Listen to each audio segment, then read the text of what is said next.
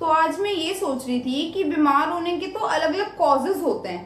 तो अगर हम उन सारे कॉजेज को समझ लें और उनका कोई तोड़ ढूंढ लें तो इसका मतलब हम आगे जाके कभी भी बीमार नहीं होंगे।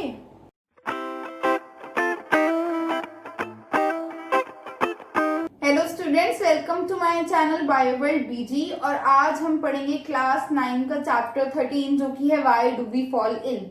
पहले जानते हैं इल होने का क्या मीनिंग है। इल मतलब सिक होना, बीमार होना। तो कोई कहेगा कि अगर मेरी बॉडी में पेन है तो मैं बीमार हूँ। मम्मी आज नहीं जाना स्कूल, सर में दर्द हो रहा है, पेट में दर्द हो रहा है। तो यानी क्या है ये सब कि बॉडी का शायद कोई फंक्शनिंग ठीक से नहीं हो रही। बहानेबाजी को छोड़ दो तो रियलिटी को अगर देखा जाए तो इसका मतलब है कि कोई फिजिकल प्रॉब्लम है हमें, कि बॉडी के किसी ऑर्गन में या फंक्शनिंग में कोई दिक्कत है तो इसलिए हम बीमार हो गए। दूसरा कोई कह सकता है कि नॉट फीलिंग वेल, मैम मैं ना ठीक फील नहीं कर रहा था इसलिए नहीं आया स्कूल, है ना, ऐसे भी होता है। तो नॉट फीलिंग वेल का मतलब ये हो सकता है कि कोई फिजिकली प्रॉब्लम हो गई थी। या कई बार क्या होता है, आज मन ही नहीं कर रहा यार स्कूल जाने का, आज मन ही नहीं कर रहा खेलने का। क्यों? कई बार क्या होता है, हमें दिमाग में कोई टेंशन होती है, कुछ होता है जो हमें बॉदर कर रहा होता है, जिसकी वजह से हम कहीं भी कॉन्सेंट्रेट नहीं कर पाते, कहीं भी हमें मजा नहीं आता। तो ये जो मेंटल वरीज हैं ये भी तो हमें अपनी लाइफ खुशी खुशी जीने से रोक रही हैं। तो जो भी चीज हमारी हैप्पीनेस को डिस्टर्ब कर रही है ना, वो भी एक तरह से बीमारी है। इसी तरह आजकल क्या हो रहा है, कोरोना की वजह से दोस्तों से नहीं मिल पा रहे, रिलेटिव से नहीं मिल पा रहे, पहले की तरह बाहर नहीं जा पा रहे। तो क्या हो गया, हमारी सोशल लाइफ बिल्कुल खराब सी हो गई है, पहले जैसी रही ही नहीं। और कईयों का क्या होता है कि सोशल हार्मोनी नहीं होती यार, बिल्कुल। कैसे नहीं होती? अरे पड़ोसी ऐसे होते हैं हर बात पे लड़ने आ जाएंगे। आपकी ना स्कूटी थोड़ी सी हमारे गेट के आगे आ गई, ऐसे कैसे खड़ी कर दी। अरे आपके बच्चे ना शोर बड़े मचाते हैं, हमें तो बड़ी डिस्टरबेंस होती है। मतलब किसी ना किसी तरह दूसरे को दुखी करेंगे। तो कई बार हमारे आसपास का जो समाज होता है वो भी ठीक नहीं होता और हमें हैप्पीली लिव नहीं करने देता। और अल्टीमेटली वो जाके क्या करता है, हमें मेंटली डिस्टर्ब करता है। तो यानी कि अगर हमारी बॉडी और माइंड दोनों में कहीं भी कोई डिस्टरबेंस है, कहीं भी कोई प्रॉब्लम है, कहीं भी कुछ ठीक नहीं है, तो मतलब हम लोग इल हैं। ठीक है, तो इसी से हम हेल्थ की डेफिनेशन निकाल सकते हैं। तो हेल्थ का मतलब क्या होता है कि individual perfectly fit and fine है, यानी कि एक पर्सन जो है फिजिकली फिट है, मेंटली फिट है और सोशली फिट है। तो अगर physical, mental and social wellbeing है, फिजिकल, मेंटल और सोशल वेलबींग है, तो यानी कि एक पर्सन हेल्दी है। तो ये डेफिनेशन होती है हेल्थ की। अब हम आ जाते हैं चैप्टर की मेन हेडिंग पे जो कि है why do we fall ill. तो बीमार पड़ने के बहुत सारे कारण होते हैं, उन्हें एक एक करके हम डिस्कस करते हैं। तो पहला है इन्फेक्शियस एजेंट। तो आजकल दोस्तों से मिल भी नहीं पा रहे, पूरी पूरी सोशल डिस्टेंसिंग कर रहे हैं ताकि कोरोना वायरस हमारी बॉडी में एंटर ना हो जाए। तो अगर ये वायरस बॉडी में एंटर हो गया तो हमें पता है हम बीमार हो जाएंगे। तो जो भी इंफेक्शियस पार्टिकल हैं जैसे कि वायरस या कोई और माइक्रोब है, वो हमारी बॉडी में एंटर होता है तो हम बीमार हो जाते हैं। तो इन्हीं माइक्रोब्स को हम बोलते हैं इंफेक्शियस एजेंट। दूसरा कॉज लिखा है मैंने वीक इम्यूनिटी। तो इम्यूनिटी का मतलब है हमारी डिसीज से फाइट करने की एबिलिटी, इन इन्फेक्शियस एजेंट से फाइट करने की एबिलिटी। अगर हमारी लड़ने की जो एबिलिटी है, जो क्षमता है, वो अच्छी नहीं होगी तो भी हम बीमार हो जाएंगे। इसे ऐसे समझो कि तुम खेलते हो अपने एक दोस्त के साथ, ठीक है, रोज का साथ है तुम्हारा। अब सीजन चेंज हुआ, फ्लू सीजन आया, सेम कंडीशन में रह रहे हो दोनों, फिर भी तुमने रियलाइज किया यार मैं हमेशा बीमार हो जाता हूँ और वो तो बीमार होता नहीं, तो ऐसा क्यों? तो हो सकता है कि उसकी इम्यूनिटी तुमसे ज्यादा स्ट्रांग है इसलिए वो बीमार नहीं हो रहा। तो इम्यूनिटी भी एक मेजर फैक्टर है जो डिटरमाइन करती है कि हम हेल्दी रहेंगे या बीमार हो जाएंगे। थर्ड है इम्प्रॉपर डाइट एंड न्यूट्रिशन। अब क्या करें, अच्छा तो हमें लगता है पिज्जा, तो खाने का मन करता है पिज्जा हमेशा।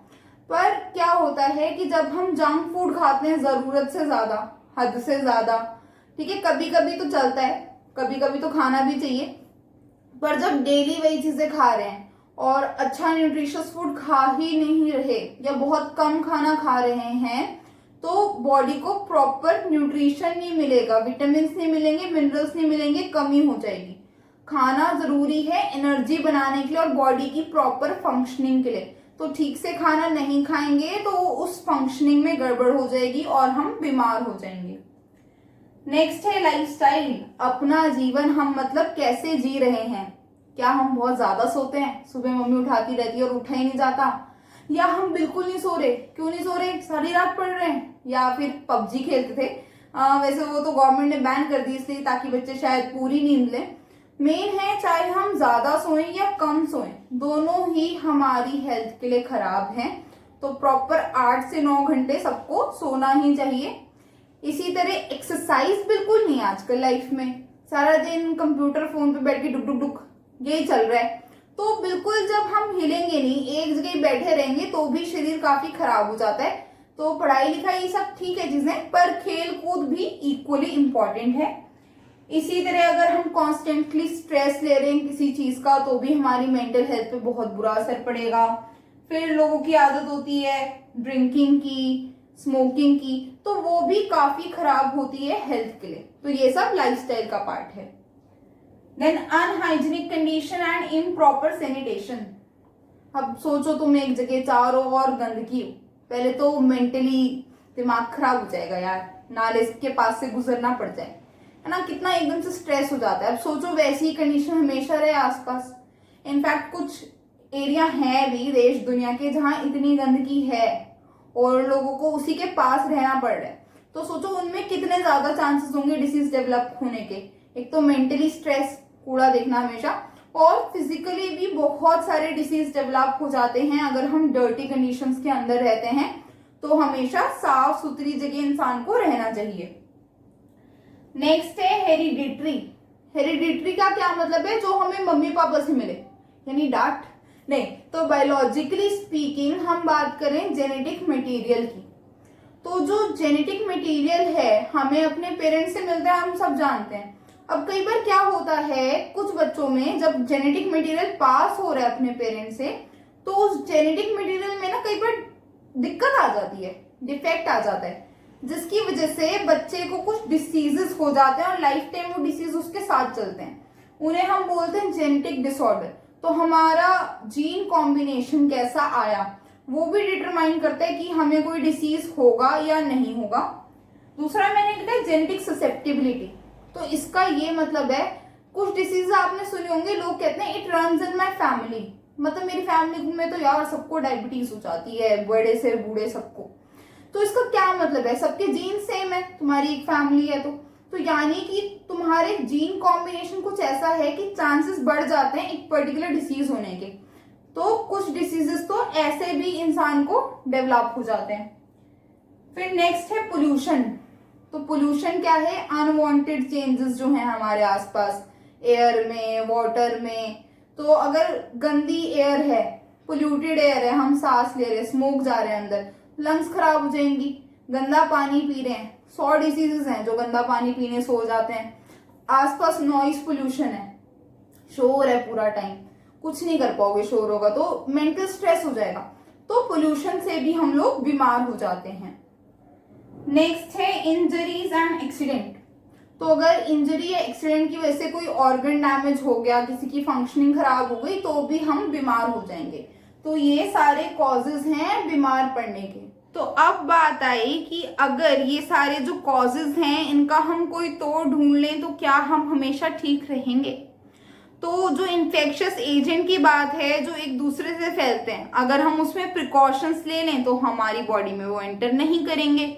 इसी तरह अगर जो एनवायरनमेंट में इन्फेक्शियस एजेंट हैं, पार्टिकल्स हैं, अगर हमारी बॉडी में एंटर कर भी गए और हमारा इम्यून सिस्टम स्ट्रांग है, अच्छा है, तो हम ठीक रहेंगे। इम्यून सिस्टम कैसे स्ट्रांग रख सकते हैं, लाइफस्टाइल को अच्छा रख के और प्रॉपर डाइट लेके। तो एक तो ये चीज हो गई। देन बात की जाए पोल्यूशन की, कि पोल्यूशन की वजह से बीमार हो रहे हैं। तो पोल्यूशन ऐसी चीज है जिसके लिए सबको सोचना पड़ेगा कि भाई एयर खराब है तो सबके लिए खराब है। तो एक कलेक्टिव एफर्ट अगर हम करें तो पोल्यूशन से भी हमें छुटकारा मिल सकता है और फिर हम हेल्दी रह सकते हैं। इसी तरह इंजरीज एंड एक्सीडेंट्स की बात हुई तो we have to be careful कि भाई हमें ना लगे, मतलब छोटी मोटी तो लगती रहती है पर बड़े बड़े मेजर एक्सीडेंट्स में हम ना इन्वॉल्व हों तो अच्छा रहेगा। पर सबसे बड़ी बात यहाँ पे क्या है, genetic susceptibility and genetic disorders, तो वो ऐसे हैं जिसके लिए कोई कुछ नहीं कर सकता, वो तो मतलब जीन्स हैं तो हमारे साथ ही चलेंगे, तो उनके लिए कोई सोल्यूशन नहीं है। पर बाकी जितने भी यहाँ पे कॉजेस लिखे गए हैं सबका तोड़ है, तो सबसे बचा जा सकता है और एक हेल्दी लाइफ हम लिव कर सकते हैं। बाकी जब हम लोग बूढ़े होंगे तो देखो वो तो उसूल है लाइफ का कि सबको बूढ़े होना है, एंड उसमें थोड़ी ऑर्गन की फंक्शनिंग जो है वीक हो जाती है, स्लो हो जाती है और चांसेस बढ़ जाते हैं डिसीज डेवलप होने के। पर अगर एक इंसान हेल्दी लाइफ जीता आया है ना, एक अच्छा लाइफस्टाइल रखा है उसने, इन पॉइंट्स का ध्यान रखा है, तो बुढ़ापे में भी बीमारी के चांसेस उसके काफ़ी काफ़ी घट जाएंगे। तो ये है पूरी कहानी। आई होप आपको आज का लेक्चर अच्छा लगा होगा, इंफॉर्मेटिव लगा होगा। तो ऐसा है तो प्लीज़ मेरे चैनल को सब्सक्राइब करना, इस वीडियो को लाइक करना और शेयर करना। And students, we will meet again in next video lecture. Bye bye, adios.